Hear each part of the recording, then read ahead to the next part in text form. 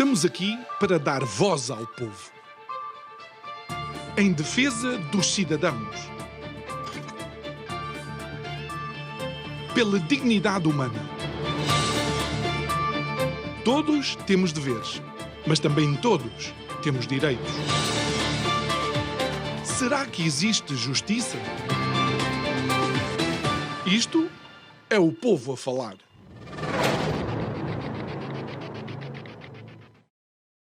Olá, muito boa noite e bem-vindos a mais um Isto é o Povo a Falar. O meu nome é João Nuno Pinto e o programa está consigo de segunda a sexta-feira, neste mesmo horário, em simultâneo, não só aqui na Curiacos TV, mas também na Rádio Vida em 97.1. E deixe-me desde já enviar o nosso abraço a todos os ouvintes da rádio que não nos veem, mas sempre nos ouvem e acompanham. Quando olhamos para os últimos acontecimentos a nível político, não só nacional como internacional, vemos que existem algumas mudanças. Aquele binómio direita-esquerda tem sido e tem sofrido, de alguma forma, algumas mutações e há quem diga que, na realidade, a direita se tem vindo a afirmar em alguns dos países e, neste caso, obviamente, a vitória de Trump nos Estados Unidos demonstra a continuidade dessa afirmação. Mas as direitas também têm muitas caras e, sendo, por assim dizer, um fenómeno que é quase avassalador nestes últimos tempos, convém parar para pensar um pouco naquilo que pode ou não ser construído por essas direitas. A nossa convidada de hoje, Teresa Nogueira Pinto. Olá, muito boa noite. Obrigado por estares aqui connosco uma vez mais, Teresa. É sempre um gosto, não é? Olá, João. Obrigada. Olha, Teresa, eu sei que tu, de facto, és uma estudiosa destes fenómenos, por assim dizer. Há uma mutação destas direitas. Quem é de direita que possa eventualmente estar eufórico e contente com estas mudanças deve começar a olhar também a longo prazo, a pensar só não na mudança, mas naquilo que se vai construir? Olha, eu acho que tenho pensado bastante nisso, porque eu acho que se nós quisermos antecipar a próxima fase, o que vai ser relevante, vai haver uma espécie de separar o trigo do joio à direita. Percebendo-se que enquanto que houve, na perspectiva da resistência, e nós vemos esses fenómenos de várias formas, o Orban, a Meloni, o Milei, o Trump, absolutamente, se todos são iguais na resistência e naquilo a que resistem, à medida que chegam ao poder, colocam-se uma série de dilemas. São dilemas super... Eu acho que se nós pensarmos no que se passa, até nesta segunda administração Trump, há muito o espírito desses dilemas, até nas influências teóricas que existem, que são muitas vezes contraditórias. Por exemplo, há uma linha mais comunitarista e menos individualista, e o individualismo atomizante do liberalismo é uma das coisas a que parte desta direita se opõe. Mas depois há os tecnocratas e um neo-reacionarismo muito de CEOs e gurus tecnológicos, que já não é bem a mesma coisa, desta direita cristã e comunitarista. Portanto, eu acho que vai ser muito interessante nós percebermos como é que se vão desenhar as coisas. E depois há aqueles que nunca pensaram em nada e vão desnorteados atrás, não é? O que é que eu vou pegar agora? Pronto, isso é menos interessante, mas também existe, não é? Sim. Olha, é quase como, enquanto o inimigo foi comum, havia uma união, por assim dizer, ou seja, quase a forma e a estratégia de derrotar esse inimigo, e a expressão que eu estou a utilizar é, obviamente, como é que se diz? Schmittiana. Exatamente. Não é que fossem inimigos mesmo, não é literal e pronto. E olha, e é um bocado até para acabar com estes medos, não é, que algumas destas vitórias têm acontecido. Mas já a forma, depois de construir a visão que têm para as suas próprias nações, ou mesmo para o mundo em geral, é diferente. E tu tens temas, por exemplo, eu dou-te o exemplo da questão da imigração. Há um consenso cada vez mais alargado, que decorre desde logo do senso comum, não é? Que mais cedo ou mais tarde vem ao de cima, de que a imigração acelerada e descontrolada, por assim dizer, sobretudo com matrizes religiosas e culturais diferentes, vai erudir a coesão social. Ok. Mas tu não tens... Quais é que vão ser as respostas, por exemplo, as respostas do ponto de vista demográfico? não é? Como é que nós vamos fazer face a um problema que existe, que é o envelhecimento da população europeia, e portuguesa em particular, não é? Então, nós podemos todos dizer, pois, agora até o Pedro Nuno Santos, não é? Entende que, bom, de facto, se calhar, imigração descontrolada não é uma boa ideia. Uns por convicção, outros por conveniência, chegam a essa conclusão.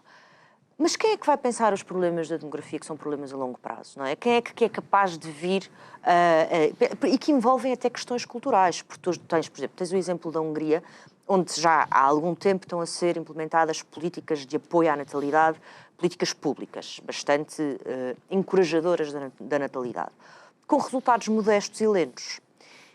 O que nos leva a pensar, se calhar, é uma questão cultural também. Portanto, nós temos aqui problemas que são de natureza demográfica, de natureza cultural, a questão do individualismo, da solidão, da atomização, etc. E tudo isso é importante para imaginar um futuro político, para fazer uma proposta para um futuro político, não é? Não para as próximas eleições ou para o próximo tweet. Teresa, mas não achas que há coisas que mudaram de facto, em termos globais? As famílias numerosas, por mais fantástico que possa ser, porque há histórias todos e mais alguns, pouco a pouco, por causa de uma sociedade onde a pessoa também pode desfrutar da vida de outras formas, onde um casal pode ficar satisfeito em ter só 2 filhos ou mesmo um. Não achas que é uma escolha legítima quando vivemos em liberdade? Eu acho absolutamente legítimo. Agora parece que eu estou aqui a querer obrigar as pessoas a terem um mínimo de filho. Não, eu acho é que a modernidade e até a pós-modernidade nos colocam neste dilema. Já não é a questão das pessoas escolherem ter 2 filhos em vez de 7, ou poderem efetivamente escolher o número de filhos que têm. É uma questão de uma atomização social, de famílias destruturadas, de solidão, que, por exemplo, nós vamos ter uma população cada vez mais envelhecida e sozinha. Há muita gente que não tem filhos. E ok, tudo bem. Quando essas pessoas envelhecerem, quem tomará conta delas? O Estado, dizes-me tu, não é?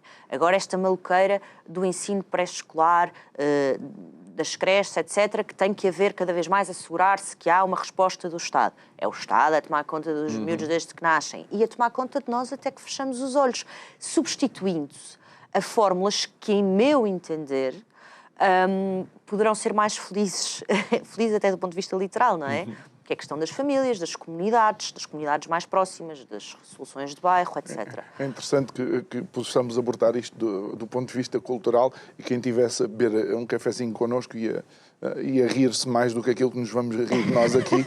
Mas olha que, por exemplo, culturalmente na China, os filhos têm essa responsabilidade e socialmente eles sentem pressão se de facto abandonarem os pais e deixarem os pais, mesmo em lares e tudo, se não houver um acompanhamento. Excelente ponto. A China também, que a dada altura implementou a política do filho único sem grandes contemplações. É verdade. Para grandes males, grandes remédios. Só para a maioria Han, porque as minorias podiam ter os filhos que quisessem. Isto é interessante. Não vamos disputar, até parece que eu estou a defender a China, mas é só porque lá está, estamos a falar em cultura. Ponto. Exatamente, e depois há aqui que eu acho que vai ser o grande dilema, porque o que nós vimos, isso também é uma coisa interessante, o que se começa a perceber agora, as pessoas de boa vontade, não é? As que têm má vontade e não querem perceber nada, continuarão a não perceber. Mas o que nós começamos a perceber é que ao abrigo de uma ideia de liberalismo, e esta conversa sobre o liberalismo também dava um tratado, mas o que nós começamos a perceber é que se fingia que havia uma libertação e emancipação individual, mas nada, o Estado, o poder na forma do Estado, do Deep State, das CEOs, etc., está em todo o lado. Nós vemos isso agora com esta história da USAID, não é? Exatamente. E há um debate muito interessante, o Patrick Deneen, que é uma referência teórica do vice-presidente norte-americano do J.D. Vance e que tem escrito muito sobre a questão do pós-liberalismo. Ele põe esta questão, até foi ontem numa publicação no Twitter, que põe esta questão interessante que é, bom, nós dizemos que a esquerda se apropriou destas instituições com grande sucesso, para fazer coisas más. Agora põe-se a questão, nós vamos destruí-las ou vamos usá-las para fazer coisas boas? E é uma questão interessante e é uma questão legítima. Pode-se dizer, bom, o Milei, por exemplo, tem uma abordagem que é implode corta tudo. a direito. Corta. corta. Mas a realidade na Argentina, se calhar, isso obrigaria. Sim. Depois não é? há a questão do contexto também. Eu percebo que isso também é diferente, como a relação na Europa que há com a questão do Estado, etc., também é diferente daquela que há nos Estados Unidos. Embora se veja que este poder foi muito grande no Departamento de Educação, em todo o lado. Mas é uma questão que eu acho que se vai colocar cada vez mais, porque no fundo é até que ponto é que nós vamos romper com o liberalismo. Isto é interessante porque num artigo que tu e o José Bento da Silva escreveram para a Oficina da Liberdade, tem aqui um momento em que tu falas, digamos, do tipo de homem que queriam ou que estavam a tentar implementar, não é? Sim, sim, ou seja, era a ideia. E também há um grande debate sobre isso, não é? Em que medida é que o wokeismo é uma forma de marxismo na sua vertente cultural. Mas há uma coisa do marxismo, de dimensão mais utópica, que é a ideia de que de facto é possível mudar a natureza humana, criar um homem novo, e que é lícito empenhar poder para o fazer, não é? E, portanto, convenceram-nos disto numa data de coisas. E depois é tão engraçada a diferença que fazem umas semanas e umas eleições longe daqui. Que é uma série de coisas que nós não ousaríamos disputar, ou a maior parte das pessoas não ousariam disputar. Agora, já, no fundo, nós já podemos dizer, por exemplo, os homens não menstruam. Era muito mais difícil dizer isto há 3 meses. Olha, mas, ou há 4. Terminou há pouco tempo, recentemente, a Convenção de Iniciativa Liberal e decidiram lutar contra o wokeismo. Pois. E o Rui Rocha, uma das últimas afirmações foi a luta contra o wokeismo. É absolutamente e eu fiquei circunstancial. Não, é absolutamente circunstancial e eu acho que eles não conseguem... Para já, eu acho que é uma questão internamente muito divisiva. São poucos os que apreciam o Milei. Depois não percebem que o Milei começa por dizer, e o discurso dele em Davos este ano, mas em Davos o ano passado também, ou seja, os dois discursos são no mesmo sentido, mas a Iniciativa Liberal se calhar só está entusiasmada com o Milei agora recentemente, portanto não ouviu há um ano atrás. Mas foca exatamente essa questão. O principal é uma questão cultural, portanto, eu não posso acreditar que um tipo me vai garantir liberdade económica se não me dá a liberdade para eu dizer que só as mulheres é que menstruam. Não é? Esta coisa do progressismo social, eu não sei se te lembras de uma miúda que apareceu na convenção, dedo em rista, dizer sim. é em toda a linha. Isso é completamente... Não sei se foi nesta ou se foi na outra Foi na anterior. Eu acho que eles agora até têm um bocadinho de vergonha dessa... Tudo... E depois tem outra coisa que é a maior parte das pessoas que estão na IEL. Eu, por exemplo, acho que há alguns que preferem não falar no tema, não é? Nem, como é que era? Nem woke, nem anti-woke. Não vamos falar nisto. Como se isso não fosse a questão fundamental. Da política. Tu mencionas no artigo, vocês mencionam aqui, de facto, o verdadeiro conflito, que é um conflito de valores, não é? Claro, que a política, de tempos em tempos, nós viemos de um tempo muito despolitizado, não é? Da ilusão do fim da história e do fim da política, que nos tínhamos livrado do conceito schmittiano de política, que no fundo é uma teologia sem Deus, e que nos dá as respostas sem Deus, e noutro paralelo, que nos dá as respostas religiosas. Nós achávamos que nos tínhamos livrado disso, mas não nos livramos. Voltou, a política voltou. E, portanto, esta coisa de, o que interessa é o IRS e nós não somos nem o woke, nem o anti-woke e não sabemos bem que coisa em relação à liberdade de expressão, não sabemos bem onde é que nos posicionamos, ou a família, ou o que é uma boa vida, não é? Isso não funciona. No fundo, a Iniciativa Liberal é um partido que vem fora do tempo, ou as drogas leves, vem fora do tempo e que não percebe, eles próprios não percebem a enorme crise em que está o liberalismo. Eu acho que eles próprios nem percebem. Há uns que dizem que são liberais clássicos, mas não percebem bem o que é isso. Há outros que são progressistas e... Mas não queres que, de alguma forma, enquanto as propostas a nível económico, e porque estamos, obviamente, a viver, e tu próprio mencionas aqui, que as crises económicas serviram também para manter um certo wokeismo na linha da frente, enquanto eles apresentam algumas propostas económicas que parecem viáveis e que podem ir, por exemplo, em linha com uma quebra muito grande ou um corte muito grande nos impostos, tanto de Milei como de Trump. Eu acho que a Iniciativa Liberal é muito levezinho ao pé disso, não é? Estamos na Europa, estamos em Portugal, com uma fortíssima tradição socialista, portanto, nunca irá... mas acho que isso é outra questão que se está a colocar também muito interessante à direita, porque há uma direita que... eu acho que isso se vê muito, por exemplo, em J.D. Vance, mas também, por exemplo, no caso da Hungria, a Meloni tenta andar nessa corda, nesse equilíbrio com... eu acho que com grande arte, mas nem sempre é fácil, que não defenderá uma posição tão liberal na economia. E que é um bocadinho aqui a ideia também de que há uma resposta, há um dever, há uma ideia de comunidade e de bem comum, não é? E que nos obriga a responder, também necessariamente se for preciso a pagar impostos. Claro. E depois há uma direita mais, de uma linha mais libertária, mais Milei, etc. E eu acho que vai ser muito interessante. Isso tem a ver, quer dizer, Portugal precisa muito dessa... Portugal não precisa de quem nos lembre da importância de pagar muitos impostos, não é? Porque nós já... Não, esse aspecto já é mais do que muito. Portanto, eu aí sou mais aberta às circunstâncias, não é? Nas questões dos valores acho que não há cá circunstâncias, eles são sempre iguais. Aqui acho que as respostas, e essa direita é muito diversa nisso, e acho que isso é um sinal de inteligência. Olha, a Teresa, por outro lado, aquilo que existe um certo receio é que depois algumas destas figuras, ao alcançar o poder, eventualmente tenham-se que transmutar e não ser exatamente aquelas pessoas que nos venderam. E apesar de mencionares várias vezes a Meloni já foi muito mais, como é que eu ia dizer, questionante relativamente à intervenção na Ucrânia do que é atualmente. Sim, eu acho que nisso também não sei se ela chegou a ser muito questionante, não é? Mas ela claramente escolhe as suas batalhas e entendeu, bem ou mal, que aí teria que assestar pela bitola da União Europeia e da NATO. União Europeia e da NATO. Mas tem-se mantido muito firme em outras questões, nomeadamente as questões da identidade e das raízes da cultura italiana, da cultura ocidental.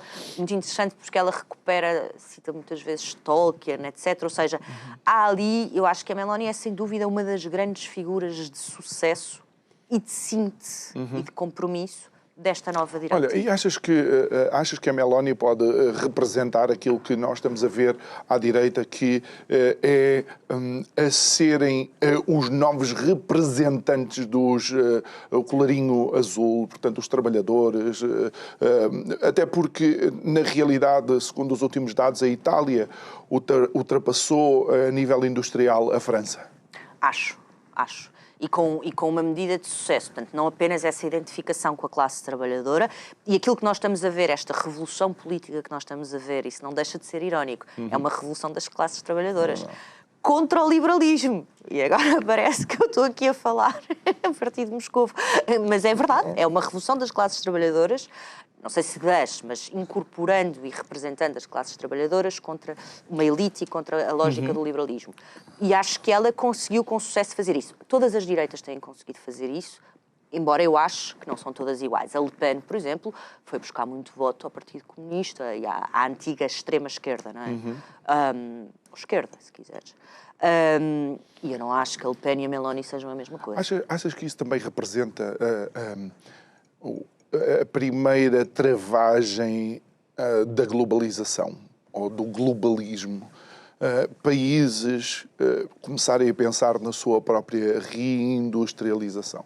Acho uma coisa muito divertida, que é se nós pensarmos, e que também nos deve fazer pensar sobre a enorme crise da academia e das universidades, mas se nós pensarmos na quantidade de tinta que se gastou a anunciar o fim da soberania, dos nacionalismos, e que nos íamos diluir todos num mundo, uma espécie de consumidores, ou num caldo cosmopolita, não aconteceu de todo. Portanto, nós estamos a ver exatamente isso e estamos a ver um regresso à lógica da soberania, mas que já era muito claro na China, claríssimo com Xi Jinping, já claro antes, eu diria, claro na Índia, claro na Turquia, claro nos Estados Unidos, com Trump, não é?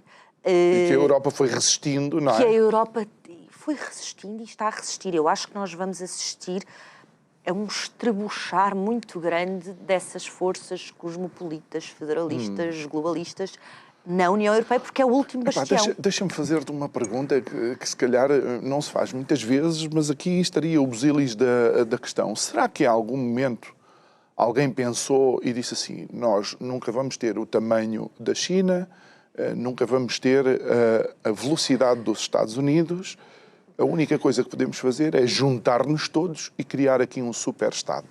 Não, sim.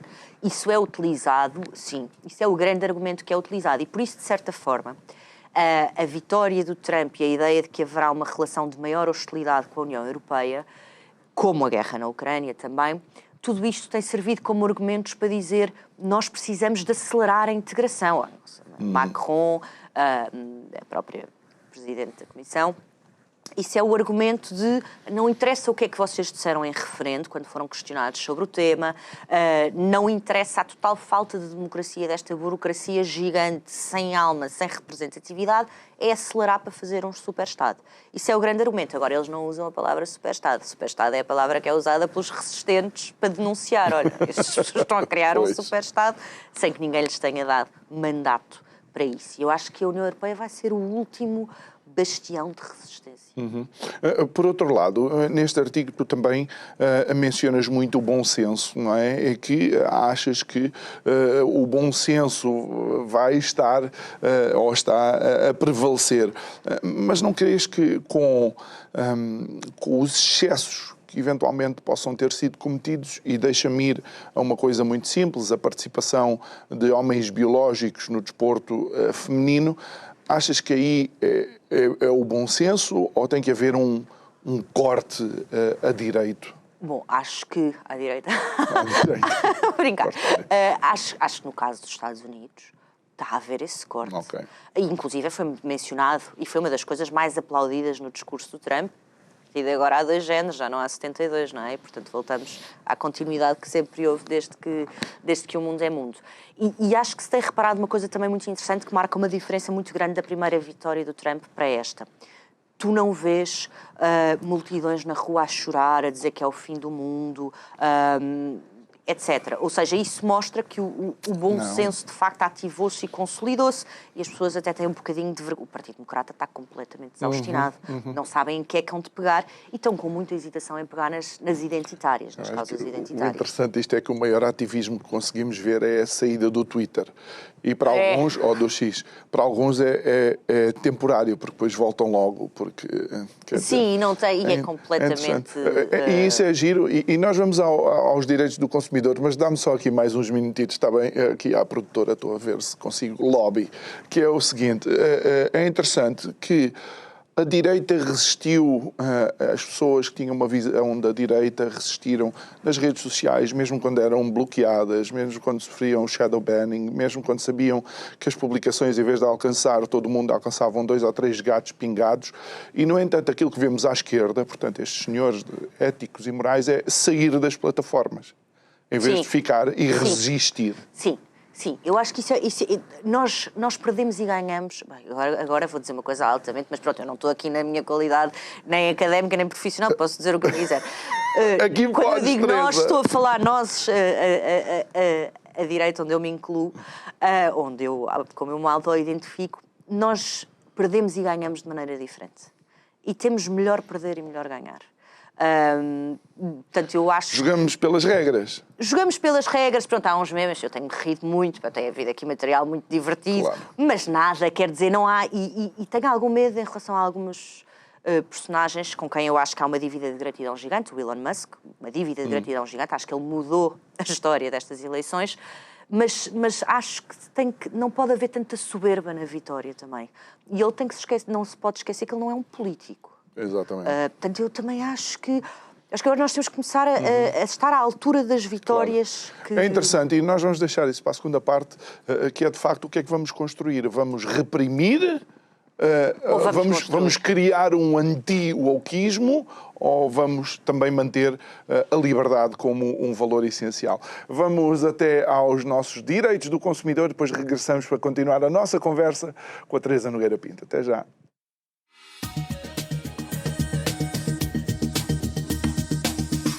Salve! Direitos do consumidor, direitos do cotidiano. É preciso saber para se proteger. Situações há em que, por ignorância dos consumidores, não se observa a lei. Há um preceito segundo o qual a exigir-se, em primeiro lugar, como remédio a reparação, por cada reparação de uma coisa nova ou usada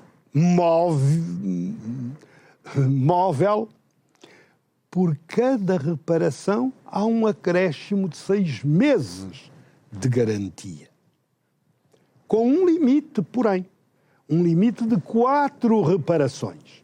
Portanto, quando uma coisa móvel, nova, recondicionada ou usada for para reparar, acresce sempre, por cada reparação, um período de 6 meses à garantia, no limite de 4 reparações, o equivalente a 2 anos. Logo, 3 mais 2, 5 anos de garantia para os móveis atreitos à reparação.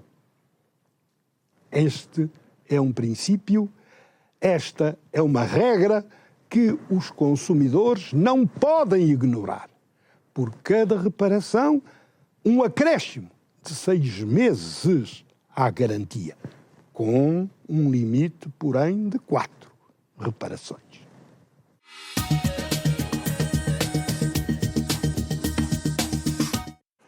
Estamos de volta ao nosso estúdio e a nossa convidada de hoje é a Teresa Nogueira Pinto. Estamos a analisar, de alguma forma, aquilo que foram os fatores que unificaram algumas das direitas que venceram nestes últimos tempos as eleições nos mais diversos países e continentes. Estamos a olhar também para aquilo que as pode eventualmente separar no futuro na reconstrução ou construção daquilo que são os seus países e a visão que têm para as suas nações. Por outro lado, Teresa, já vimos que há de facto aí, e porque terminaste com Elon Musk, eu recordo-me quando o apartheid acabou na África do Sul, a intervenção absolutamente essencial do arcebispo Desmond Tutu para evitar uma guerra civil e a capacidade que os sul-africanos tiveram de perdoar décadas e décadas de um regime que, obviamente, não beneficiou alguns dos cidadãos sul-africanos. Não temes que alguém pode cair neste anti-wokeismo primário e criar alguma repressão, matando a tal liberdade que tu crês que é um pilar essencial? Acho que há esse risco.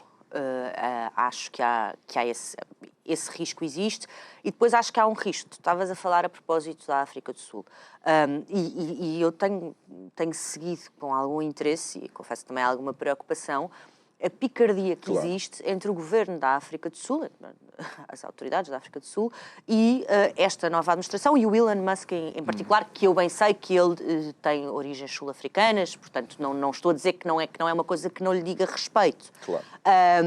Mas é quase como se houvesse agora, quer dizer, então estamos a entrar na lógica de negar as nações e as particularidades do sentido contrário, que é agora todos os resistentes de direita do mundo todo univos, como se fosse tudo a mesma coisa, e eu vou cobrar aos governos. Eu bem sei que a situação na África do Sul é uma situação muito particular, delicada, e que é lícito, e é importante até que haja um debate e que se fala muito pouco sobre isso. Mas eu fui específico no episódio que eu apontei. Foi a intervenção de Desmond Tutu. E até podemos usar o apoio de Mandela à equipa de rugby sul-africana, que era um bastião do homem branco sul-africano. Eu acho que nós neste momento não temos nem o contexto, nem aquilo que é preciso, e talvez nem tenhamos a necessidade, porque acho que de fazer essas pontes. Acho que os tempos ainda vão ser de polarização. Também não temos. Depois, essa é outra questão absolutamente importante. É que este fenómeno que nós estamos a ver de realinhamento, de reconstrução da direita, é um fenómeno muito ligado, como acontece muitas vezes, sobretudo quando as coisas voltam a ser políticas, não é? Quando são umas elites que tu não vês bem, é indiferente. Pode ser o Marcos Mendes, não é? O carisma não conta muito. Mas nestes momentos de refundação, as lideranças são importantes. Portanto, há aqui um fenómeno muito pessoal. Itália está como está, também, gostes ou não, porque tem Meloni. O trumpismo, nós temos o trumpismo, não é? O Milei. E depois nos sítios onde não há essas lideranças, ou onde essas lideranças são completamente ao lado. É uma chatice. Porque tu, sem as lideranças pessoais, sem incorporar isto numa pessoa, num homem ou numa mulher, e até há bastantes mulheres, não consegues. Depende da mulher, porque se a mulher for a que é atualmente líder do Partido Conservador inglês, não é vista, pelo outro lado, como sendo a mulher que eles querem a liderar partidos políticos, não é? Não, isso é uma coisa muito interessante, é que não interessa o facto de Kemi Badenoch ser mulher, ser de ascendência nigeriana, nada disso interessa. Como ela é conservadora, não serve. Não rompe tetos de vidro, não representa... não vamos celebrar, isso é uma total hipocrisia. Para não falar dos acontecimentos recentes na esquerda portuguesa. Olha, eu coloquei isto, sim, que envolve mulheres também. Eu coloquei isto em cima da mesa porque uma das frases que também me chamou a atenção é escapar à tentação do ressentimento e de ir para a reação e para a política de circunstância. Isso eu acho que é um grande risco que nós temos, e um risco que nós temos em Portugal, de forma muito evidente, que é, no fundo, tu reduzires este momento, que é um momento... what a time to be alive. É um momento muito interessante, mas muito importante também, em que se volta a discutir grandes questões. O que é uma comunidade nacional? O que é uma mulher? E nós voltamos a discutir essas grandes questões e preocupa-me quando as personagens políticas ficam presas no pequeno ressentimento. E tu vês muito isso, por exemplo, na taxa de circulação de pessoas entre partidos. É um péssimo sinal. É um péssimo sinal. E na medição, no fundo, de egos intrapartidária e também entre partidos, quer dizer, nós não estamos bem aqui a discutir isso, não é? E eu acho que em Portugal ainda há uma grande confusão e não é certo como é que se vai apanhar a bola deste momento, desta nova direita. Olha, deixa-me tentar aqui utilizar uma analogia que eu penso que a nossa audiência e os nossos ouvintes são capazes de entender. Há um momento em que Jesus é confrontado com o facto de uma mulher ter utilizado um unguento para lhe lavar os pés. Portanto, era um perfume, era algo bastante caro, e alguém diz assim, não teria sido melhor vender e depois dar o dinheiro aos pobres? E Jesus responde algo verdadeiramente, inusitado, não é? Que quebra barreiras e diz, não, os pobres sempre estarão aí. Nós vemos à direita alguns que querem derrubar as elites, mas ainda não entenderam bem que as elites são um bocado como os pobres, sempre vão estar aí, boas ou más, não é? Mas eu acho uma coisa ainda mais grave, João Nuno. Há esta ideia, esta onda, eu acho que agora a dimensão populista está a baixar um bocadinho, no resto, contexto internacional, mas há essa ideia assente numa convicção e numa posição ideológica do populismo, não é? No fundo, que é derrubar as elites. Eu acho que aqui nem é derrubar elites, nem ninguém pensa nisso. Eles querem ajustar com os que lá estão para irem para lá eles. O problema é que, de facto, e o livro recente do Patrick Deneen, o Regime Change, fala bastante sobre isso, há uma tensão que sempre houve, não é? Nós vemos muito isso na categorização dos regimes do Aristóteles, mas entre os muitos e os poucos, que no fundo pode ser entre uma aristocracia e o populismo ou a democracia. Mas tu não, era o que tu dizias, quer dizer, é como a morte e como os impostos, tu não safas uma sociedade sem uma elite. E se ela for, e eu acho que a deterioração das elites políticas em Portugal está a acontecer a uma velocidade. Achas que é um dos fatores pelos quais estamos aqui? Absolutamente. E é um sítio, eu acho que ir para a política hoje em dia... se alguém me disser agora, Teresa, eu vou ser candidata a isto ou aquilo, seja por que partido for, eu penso, ou é jovem, ou eu penso, coitado, a vida deve estar a correr mesmo mal. Porque os riscos reputacionais, a falta de incentivos daquilo que deve ser realmente o que move as pessoas a irem para a política, o ter que se relacionar com um determinado tipo de gente que eu acho que não apetece, não é? Os jogos de bastidores. Fora isso, consumiste em jogos de bastidores. E depois acho que também não há uma clareza ideológica, não é? Quer dizer, nós não podemos achar combater o wokeismo à segunda e achar graça ao animalismo à terça. Eu acho que as pessoas não percebem que o animalismo é a pior forma, é pior que a teoria de género. Ou como, por exemplo, querer tirar as gorduras e depois achar que faz todo sentido ter a TAP nacionalizada. Por exemplo. Sim, entre outras, então na economia encontramos exemplos. E, portanto, eu acho que ninguém tem nem tempo, nem para pensar, não é? Para pensar o futuro. Portanto, eu não sei se em Portugal haverá trigo, não sei se não é só joio. Exatamente.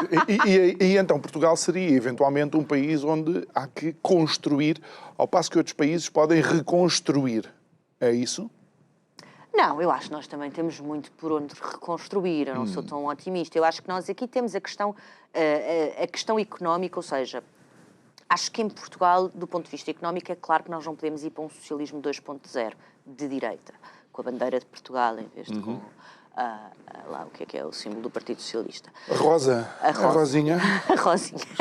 Não sei, acho que sim. Acho que é claro que não podemos. Quer dizer, se nós queremos pensar o futuro e pensar no país que vamos deixar aos nossos netos, não se pode cair nessa tentação. Mas para isso é preciso ter coragem de contrariar o eleitorado, não é? Que é uma coisa que... Contrariar o eleitorado. Se bem que o eleitorado também está a mudar. Eu estava a pensar, por exemplo, os pensionistas. Os pensionistas são capazes de votar agora mais à direita por causa da questão da insegurança. Onde, de facto, aí, quer dizer, há um partido à direita que tem o mérito de ter o monopólio sobre essa questão. Agora os outros estão a ir um bocadinho atrás. Mas aí alguma não direita tem convencem que ninguém. assumir que houve temas que não quiseram mexer e Não que vão depois... assumir nada. O Marcos Mendes, candidato às presidenciais, achas que alguém vai assumir alguma coisa? Isto é até implodir tudo de vez.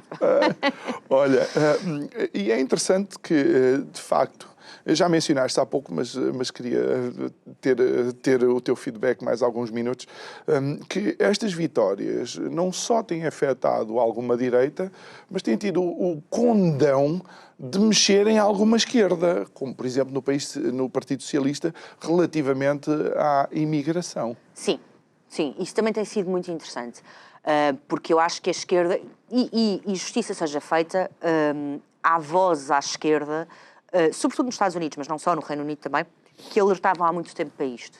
Malta, nós estamos a auto-implodir-nos com estas maluqueiras de políticas que não dizem nada ao cidadão comum, que, by the way, é a pessoa que nos elege, não é? Claro. Portanto, eu agora acho que vai haver um processo de redefinição em que nós vamos ver coisas interessantes, talvez largar-se um bocadinho as questões das políticas identitárias, do wokeismo, etc., e voltar a haver uma preocupação com ideias de bem comum, mas também talvez uma esquerda pós-liberal. Aqui quer dizer, eu acho que há dois dados muito interessantes. O primeiro é Pedro Nuno Santos ter feito aquelas declarações que consternaram alguns dos seus camaradas em relação à imigração. E o segundo é Cristina Ferreira ter dito: eu a ser alguma coisa sou de direita. E eu pensei, caramba, já não tem graça isto, pronto, já ganhou. É mainstream agora. Ok, mas sabes, assistir e com o devido respeito, e posso eventualmente estar a cometer um erro, quero acreditar que sim, mas a minha questão é se a Cristina, ao dizer isto, tem a verdadeira consciência do que é ser de direita. Ok, quantas pessoas têm em Portugal, João? Quantas pessoas têm? Eu acho que ela podia ter um efeito muito interessante, que era contar uma certa direita, digo isto, não tem zero conotação pejorativa, pelo instinto popular. Porque isso ela tem, não é? E tem no sentido que é uma pessoa, até pela sua biografia, que nos remete muito mais, e pela sua postura, remete-nos muito mais para uma direita do que para a esquerda progressista, etc. Ela nunca cedeu a essas coisas. O começar do nada, o mérito, o trabalho... Sim, mal é comparado, é tipo o Ronaldo. O Ronaldo também, agora, se me perguntarem, não sei em quem é que vota o Ronaldo, mas acho que o Ronaldo não é de esquerda. E isso é captar um instinto que é importante. Tem dias. Olha a questão palestiniana, por exemplo. Aí pode... mas há muita direita, isso não é dado adquirido à direita. Aliás, a direita é bom que nem fale muito sobre isso, não põem-se outra vez todos à pancada. Olha, vamos aqui a uma conferência que tu tiveste recentemente, que é o Make Europe Great Again. Quero, antes de que fales da conferência, por exemplo, dizer que eu não me sinto nada confortável em ter Elon Musk a dizer isto, ou a escrever isto no X. Reconheço a liberdade para o fazer, não reconheço legitimidade nenhuma para estar a mandar bitites para a Europa, quando ainda tem tanta coisa para resolver nos Estados Unidos. Concordo absolutamente contigo, e é uma das coisas que me tem incomodado um bocadinho em Elon Musk, repetindo que há uma dívida de gratidão gigante para com ele, mas também não se pode ser argumento para sempre. como, por exemplo, a maneira como ele tem se empenhado e comentado as eleições na Alemanha, que vão ser muito importantes, mas ir intervir, quer dizer, acho que ele deveria ter uma posição... Mas ele tem feito muita publicidade a esse movimento meiga,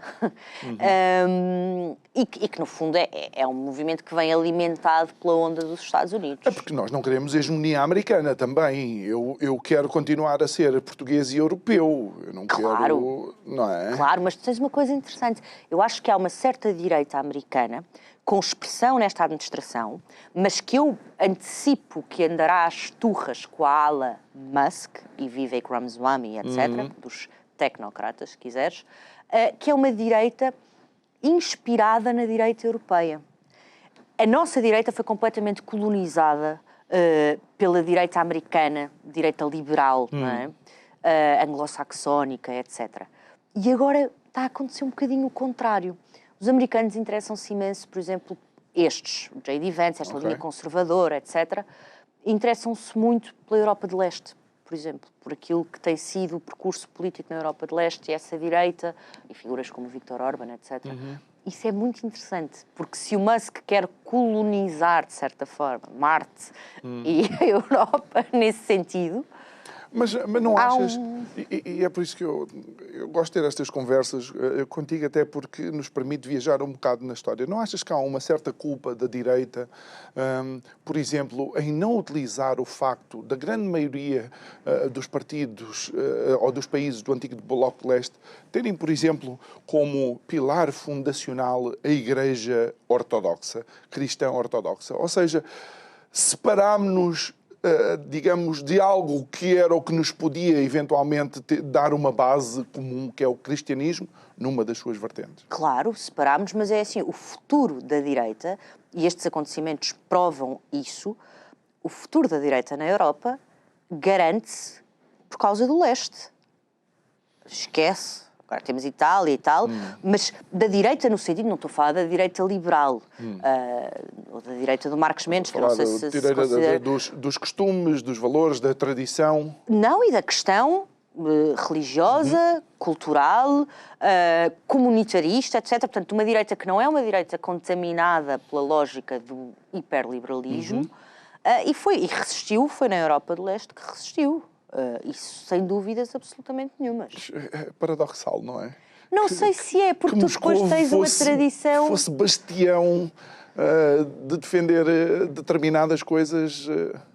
Sim, Moscovo, a resistência a Moscovo. Está bem, Mas sim, eu percebo o que tu estás a dizer. É muito interessante, como é muito interessante também ver que esta nova direita nos Estados Unidos, não a ala Musk dos neo-reacionários tecnocratas, mas este novo partido republicano é mais cristão do que protestante. E isso é uma questão muito interessante. Porque, por exemplo, o wokeismo tem uma lógica muito protestante, do puritanismo. E é uma lógica que colide com a lógica cristã.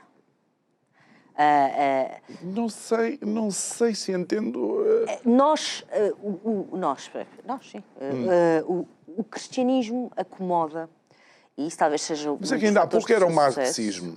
Ainda há pouco o marxismo mas mistura social tudo. Tem o liberalismo. A base do movimento wokeista. Tem o liberalismo no sentido da autodeterminação ser uma coisa ilimitada e, portanto, se eu quiser autodeterminar-me como um cato, tu tens que dizer que eu sou um cato porque eu quero, posso e mando, como se fosse um menino pequenino a fazer uma birra. Tem a questão do marxismo, de tudo são opressores contra oprimidos.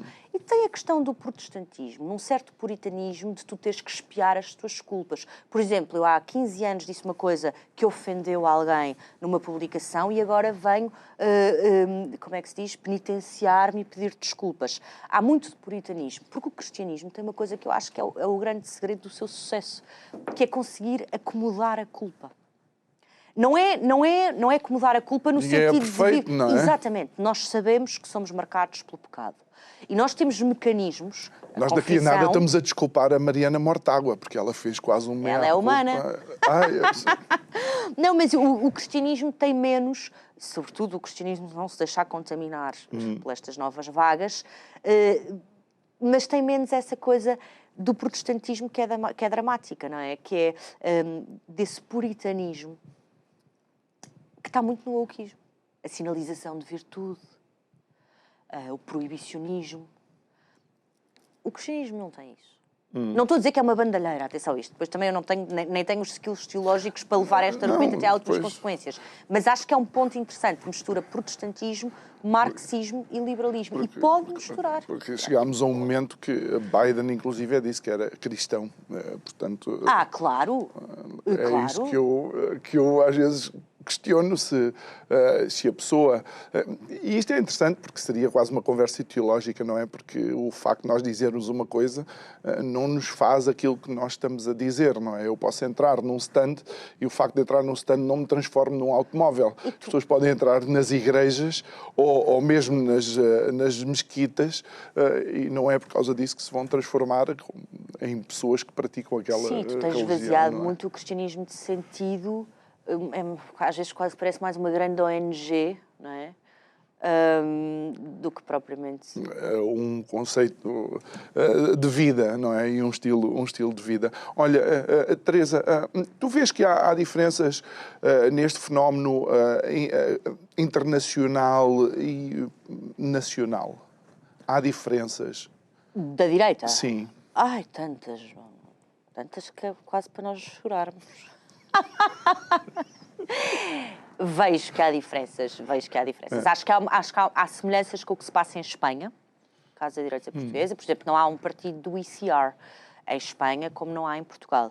Creio que não há. Não sei se a nova direita está no ICR, mas creio que não. Ainda que esteja, não tem grande expressão. Acho que nós também estamos a ver uma reconfiguração da direita em Portugal.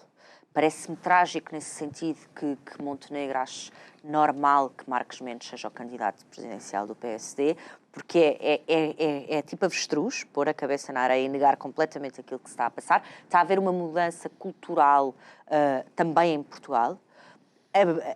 O eleitorado mais jovem, e o eleitorado mais jovem porque já percebeu que as promessas do socialismo e as fantasias do wokeismo não estão a cumprir e eu tenho grandes esperanças, nas próximas gerações. E o eleitorado mais velho, também é um eleitorado-chave por causa das questões de segurança.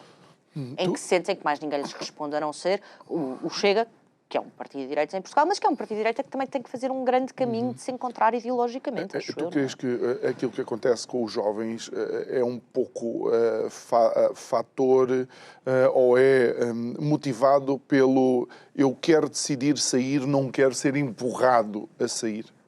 Acho que é isso, ou seja, acho que tem a ver com questões de materiais e, no fundo, esta perspectiva de eu tenho menos perspectivas que os meus pais. Não é? Portanto, isto já são as gerações que não têm perspectivas de subir na vida face aos seus pais, mas de ficar. Depois toda a questão, quer dizer, os miúdos não ficam em casa dos pais até aos 30 anos porque querem. Eu acho que não se pode dizer isso. Talvez agora se possa com esta nova grande revolução, mas o instinto da maior parte das pessoas é querer constituir família, é querer reproduzir-se, ter filhos, ter uma família, uma casa. Não é porque os jovens são totós, é porque eles não conseguem, não é? Portanto, eles veem isso. E depois é aquela coisa maravilhosa dos jovens, que às vezes dá para o maio de 68, às vezes dá para 2025, que é, eu sou do contra, estão-me a espetar com isto e eu vou questionar isto. Só porque querem não vou fazer. Só porque querem não vou fazer. E deve haver aqui alguma intrugice para a maneira como estão sempre a...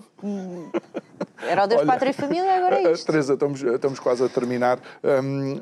É importante os cidadãos continuarem atentos às propostas políticas para quando forem chamados a votar.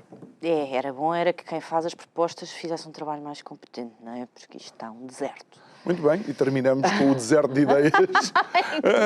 A demonstração de que temos um futuro brilhante, sim senhor. Então terminamos com um ponto positivo. Teresa Nogueira Pinto. Olha, obrigado por ter estado aqui connosco. É sempre instrutivo e divertido conversar contigo. Obrigado a si que nos acompanhou para mais um programa. Já sabe, pode rever esta e outras conversas subscrevendo o nosso canal de YouTube. Vá lá, clique no sininho para receber a notificação sempre e quando fazemos o upload desses programas. Resta-me desejar-lhe uma ótima noite e dizer que amanhã vamos finalizar a semana com mais uma conversa. Boa noite, até amanhã.